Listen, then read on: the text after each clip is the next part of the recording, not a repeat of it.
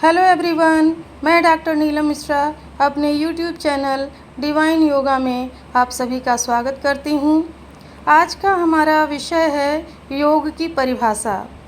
योग को ठीक ठीक या पूर्ण रूप से या सही ढंग से समझने के लिए योग की परिभाषाओं को सही ढंग से समझना, उसका विश्लेषण करना और उसको पूर्ण रूप से समझना बहुत ही आवश्यक है। योग की परिभाषाओं को समझने के बाद यह स्पष्ट हो जाता है कि वास्तव में योग क्या है।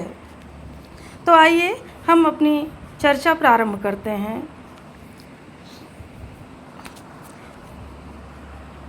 किसी भी विषय को सही ढंग से जानने के लिए, उसके अर्थ और स्वरूप को सही ढंग से समझने के लिए उसकी परिभाषाओं को समझना अत्यंत आवश्यक होता है। इसीलिए योग को सही ढंग से समझने के लिए हमें उसकी परिभाषाओं को समझना अत्यंत आवश्यक है। वैसे तो योग की अनेक परिभाषाएं ग्रंथों में वर्णित हैं, किंतु उनमें महत्वपूर्ण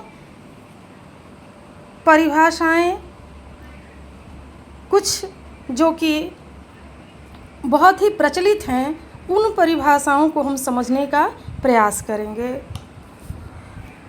सबसे पहले सर्वसाधारण में प्रचलित जो सबसे महत्वपूर्ण ग्रंथ यानी श्रीमद् भगवद गीता है, उसमें योग की परिभाषा के लिए क्या कहा गया है, इस पर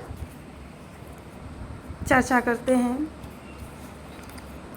श्रीमद् भगवद गीता में योग की अनेक परिभाषाएं दी गई हैं, जिसमें कि प्रथम और सबसे प्रचलित परिभाषा है बुद्धि युक्तो जहातीह उभे सुकृत दुष्कृते तस्माद् योगाय युज्यस्व योगः कर्मसु कौशलम। अर्थात समबुद्धि युक्त पुरुष पाप और पुण्य दोनों को इसी लोक में त्याग देता है, अर्थात उससे मुक्त हो जाता है। इसलिए हे अर्जुन, तू समत्व रूप योग में लग जा, क्योंकि यह समत्व रूप योग ही कर्मों में कुशलता है, अर्थात कर्म बंधन से छूटने का उपाय है। गीता के इस श्लोक में श्री कृष्ण के द्वारा अर्जुन को यह समझाने का प्रयास किया गया है, यह बताने का प्रयास किया गया है कि कर्म बंधन का कारण है और कर्म से छूटने का एकमात्र उपाय है कर्मों में आसक्ति का न होना, अर्थात आसक्ति रहित होकर के कर्म को करना। जब हम आसक्ति से रहित होकर के कर्म करते हैं तो हम बंधन में नहीं पड़ते और यही अवस्था योग कहलाती है।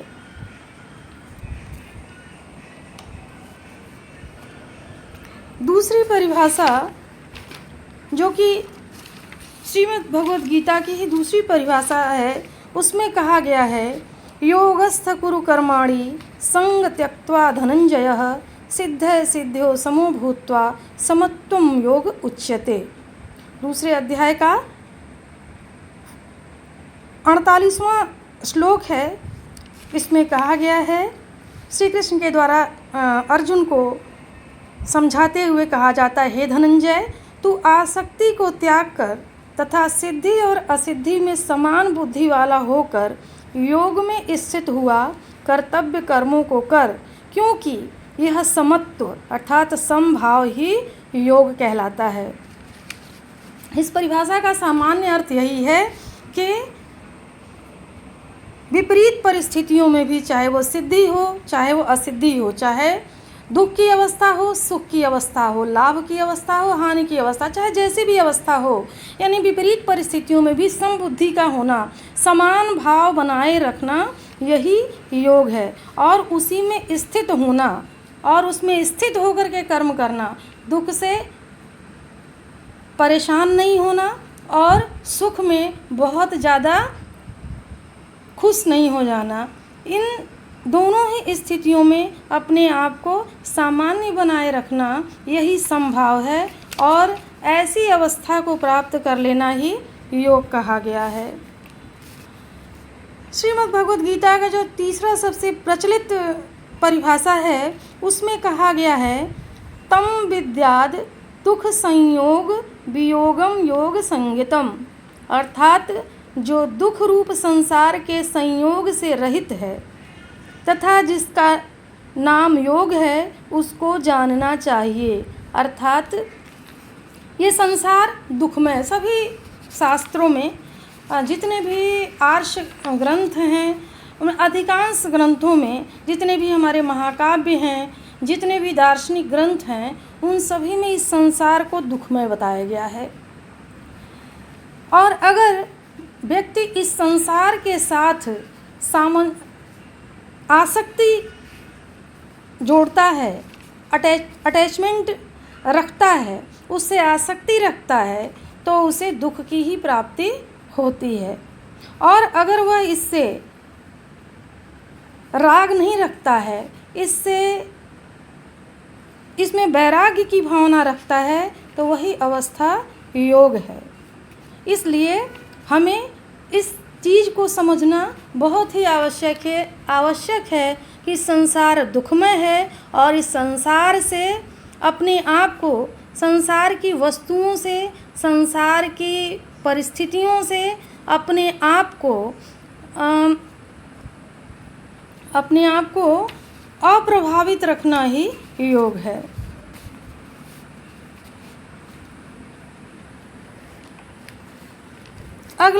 अगली परिभाषा हमारी पतंजलि योग सूत्र से है, जो कि बहुत ही महत्वपूर्ण और बहुत अधिक प्रचलित परिभाषा है, जिसमें कहा गया है, योगश्चित्त वृत्ति निरोधः, अर्थात चित्त की वृत्तियों का निरोध हो जाना, अर्थात चित्त की वृत्तियों का सर्वथा रुक जाना योग है। और ये चित्त की वृत्तियों का रुकना बहुत ही विशेष अवस्था होती है, जो कि योगांगों के, अष्टांग योग के पूर्ण रूप से पालन के पश्चात हमें उसके शिखर पर पहुंचने पर हमें प्राप्त होती है। तो हमारी चित्त वृत्तियों का जब निरोध हो जाता है, तब हमें योग की अवस्था प्राप्त होती है। अर्थात चित्त की वृत्तियों का निरोध कब होता है? जब मन की तरंगें शांत हो जाती हैं, और शांत ही नहीं हो जाती, हमेशा के लिए शांत हो जाती हैं, रुक जाती हैं, पुनः वो उनका विस्तार नहीं होता, पुनः उसमें हलचल नहीं होती, वो हमेशा के लिए शांत हो जाती हैं। तो ऐसी स्थिति को ही योग कहा गया है। अगली परिभाषा हमारी महर्षि व्यास के अनुसार है, जिसमें महर्षि व्यास के द्वारा कहा गया है कि योग समाधि ही, अर्थात योग क्या है? समाधि है।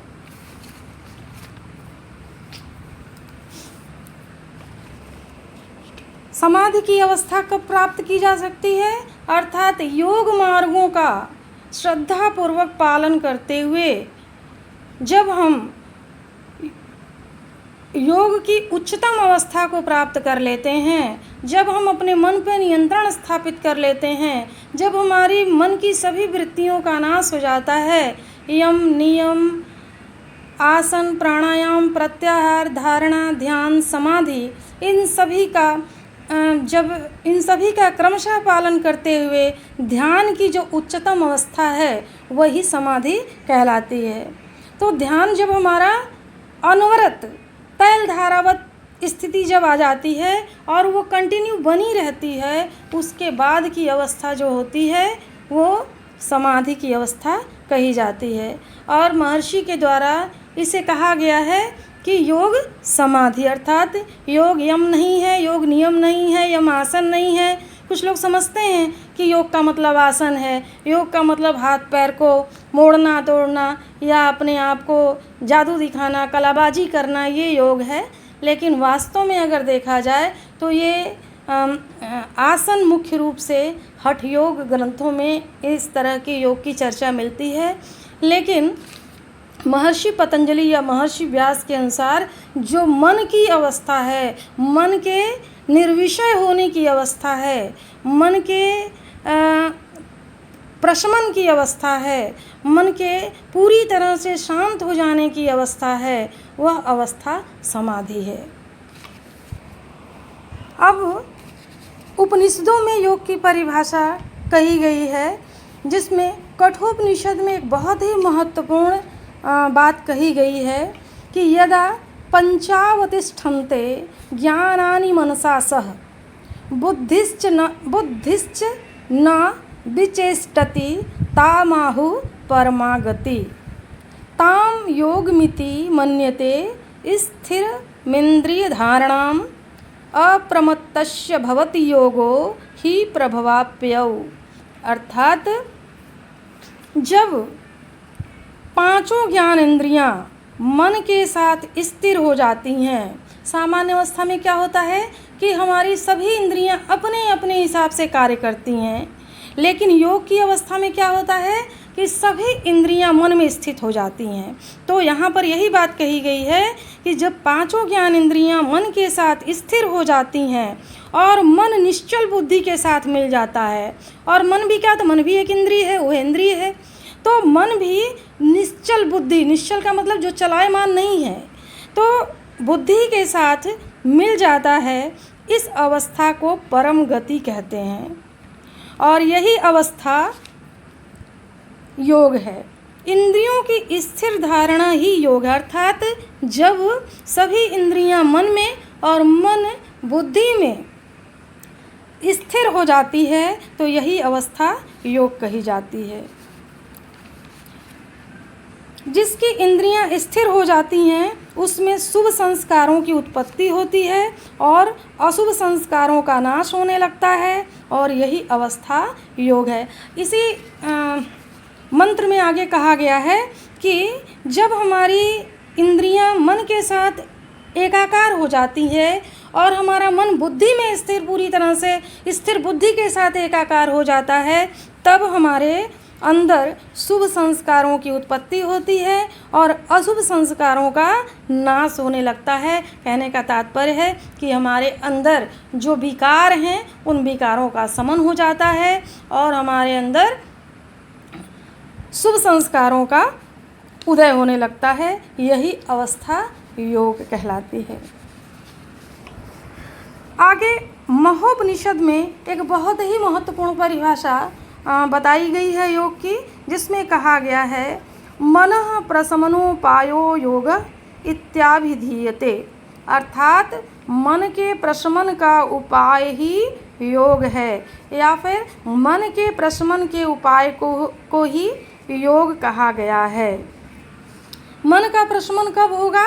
जब मन की वृत्तियों का नाश हो जाएगा। और देखा जाए तो पतंजलि और जो कठोपनिषद की परिभाषा है उसी परिभाषा का समर्थन ये परिभाषा भी पूरी तरह से करती है। और अगर वास्तव में देखा जाए तो जितनी भी योग की परिभाषाएं हैं वो सभी मन के प्रशमन की ही बात करती हैं, मन को स्थिर करने की ही बात करती हैं, मन की चंचलता को त्यागने की ही बात करती हैं, क्योंकि जब तक मन नहीं सधेगा तब तक योग संभव ही नहीं है। आगे लिंग पुराण में योग की परिभाषा के लिए कहा गया है कि योग निरोधो वृत्तेस्तु चित्तस्य द्विज सत्तमा।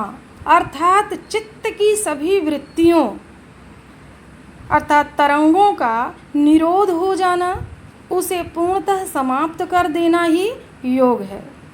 उसी से परम गति अर्थात ब्रह्म की प्राप्ति होगी।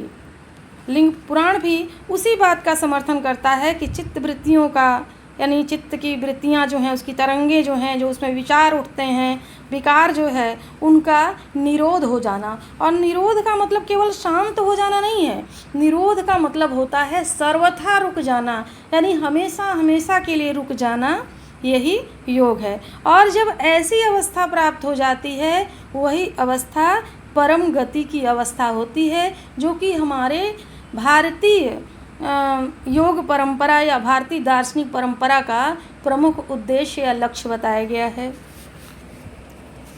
आगे स्कंद पुराण में कहा गया है जीवात्मा परमार्थोऽम विभागः परम तपः सह एव परो योगः समासा कथितस्तवः। अर्थात जीवात्मा एवं परमात्मा का अलग अलग होना ही दुख का कारण है और इसका अपृथक भाव अर्थात एकत्व की स्थिति ही योग है। इस परिभाषा का भी अर्थ यही निकलता है कि जीवात्मा और परमात्मा जब तक अलग अलग हैं तब तक दुख की अवस्था है, या फिर यूँ कह सकते हैं कि जीवात्मा और परमात्मा का अलग अलग होना ये दुख का कारण है। और जब जीवात्मा परमात्मा एक हो जाते हैं, यानी जीवात्मा अपने आप को उस परम स्वरूप के साथ एकाकार कर लेता है, ऐसी अवस्था ही योग की अवस्था कही जाती है। याज्ञवल्क्य स्मृति में भी योग की परिभाषा के लिए कहा गया है, संयोगो योग इत्यक्तो जीवात्मा परमात्मनो। अर्थात जीवात्मा परमात्मा के मिलन को योग कहते हैं। कहने का तात्पर्य है कि ये याज्ञवल्क्य स्मृति में भी यही बात कही जा रही है कि जीवात्मा और परमात्मा जब इन दोनों का मिलन होता है तब उस अवस्था को ही योग कहते हैं। कैवल्योपनिषद में योग को परिभाषित करते हुए कहा गया है, श्रद्धा भक्ति योगावदेहि।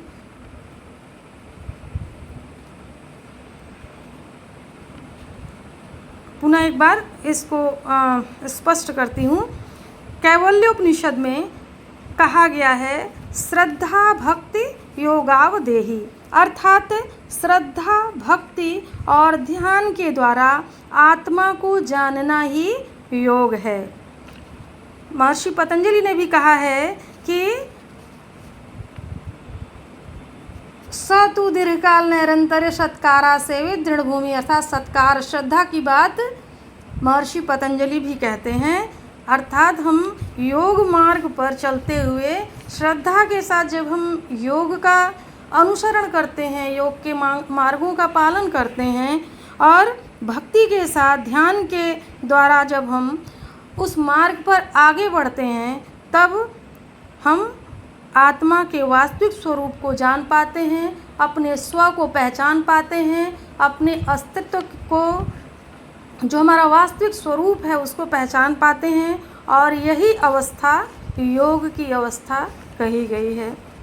सिद्ध सिद्धांत पद्धति, जो कि हठ योग का ग्रंथ है, उसमें योग के बारे में कहा गया है, हकारः कथितः सूर्य ठकारश्चंद्र उच्यते सूर्य चंद्रमसो योर्गात हठ योग निगधते। अर्थात हकार से सूर्य और ठकार से चंद्र स्वर कहा गया है। सूर्य पिंगला एवं चंद्र ईड़ा स्वर के योग को ही हठ योग कहा। यहाँ भी योग का मतलब जोड़ ही है, अर्थात योग मिलन है। जिस तरह कह रहे हैं कि हकार अर्थात जो हमारी सूर्य नाड़ी है एवं ठकार जो हमारी चंद्र नाड़ी ईड़ा नाड़ी है, उन दोनों का एक हो जाना, उन दोनों का मिल जाना, यही अवस्था योग की अवस्था है।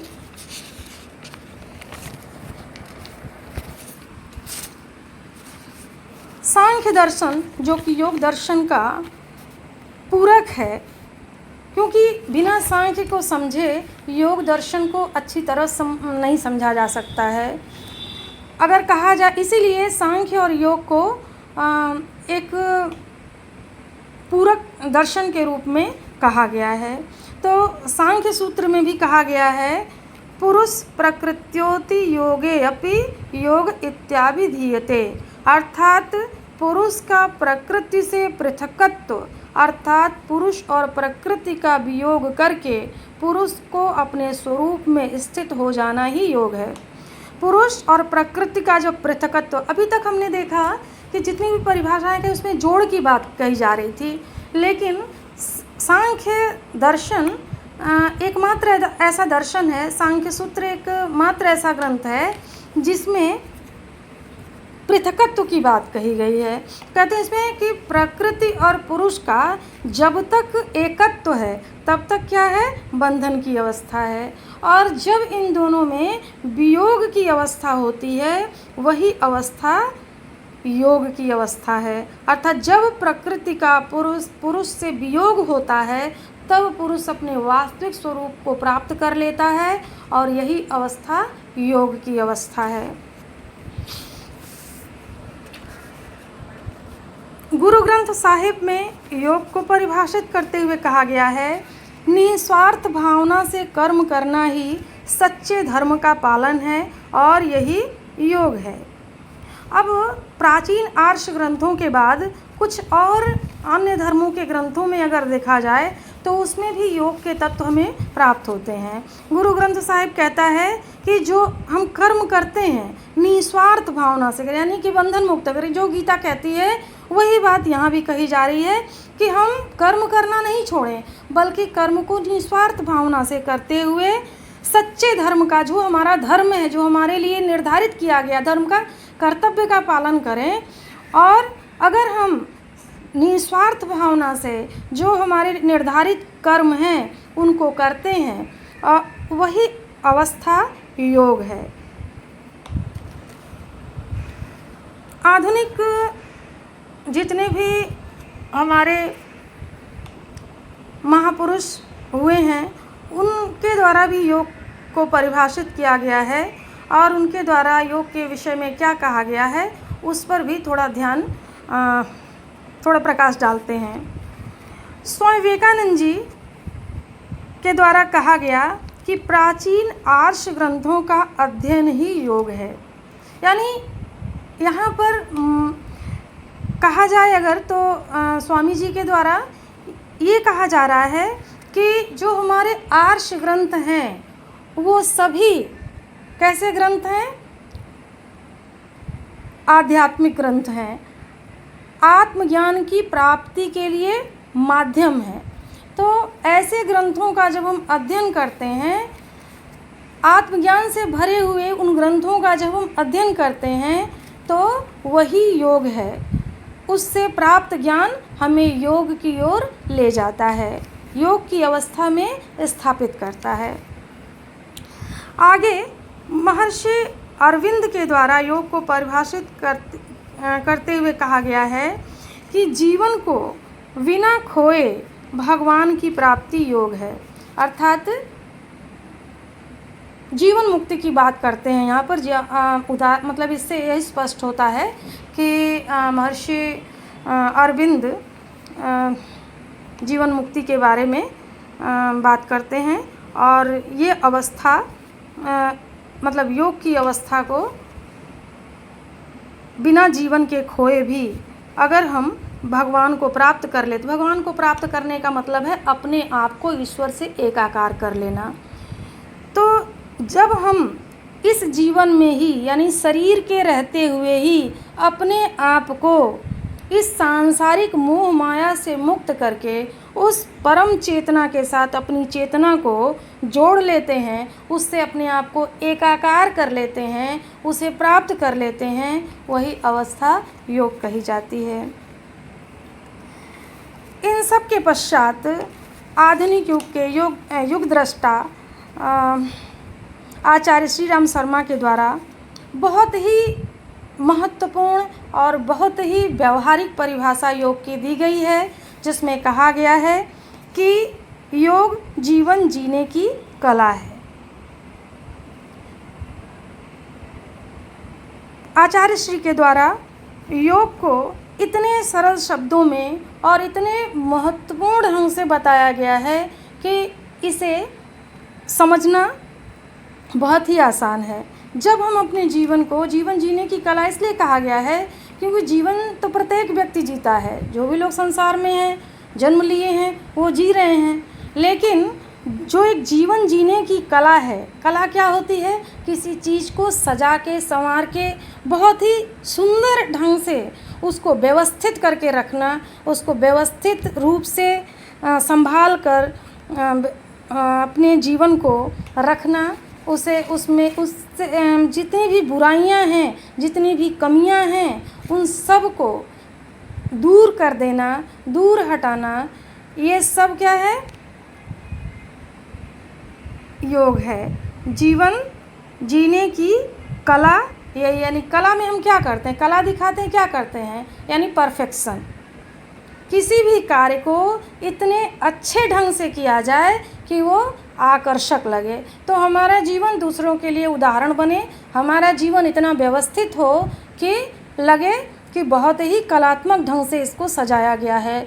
इस हमारी दिनचर्या श्रेष्ठ हो, हमारी दिनचर्या नियत हो, हमारा रहन सहन, हमारा व्यवहार, हमारे विचार, हमारा कर्म सब दूसरों के लिए आदर्श बने। ऐसा जीवन ही दूसरों के लिए उदाहरण बनता है, जैसे कि स्वयं आचार्य श्री के द्वारा अपने जीवन के माध्यम से प्रस्तुत किया गया। आशा है कि आपको योग की इन परिभाषाओं के द्वारा ये स्पष्ट हो गया होगा कि वास्तव में योग क्या है, योग की उच्चतम अवस्था क्या है, योग की वास्तविक अवस्था क्या है, योग का वास्तविक स्वरूप क्या है, योग को कैसे प्राप्त किया जा सकता है और अपने योग के माध्यम से अपने जीवन को कैसे व्यवस्थित किया जा सकता है, कैसे आकर्षक और उपयोगी बनाया जा सकता है, ये सारी बातें स्पष्ट हो गई होंगी। अब मैं अपनी वाणी को विराम देती हूँ। धन्यवाद।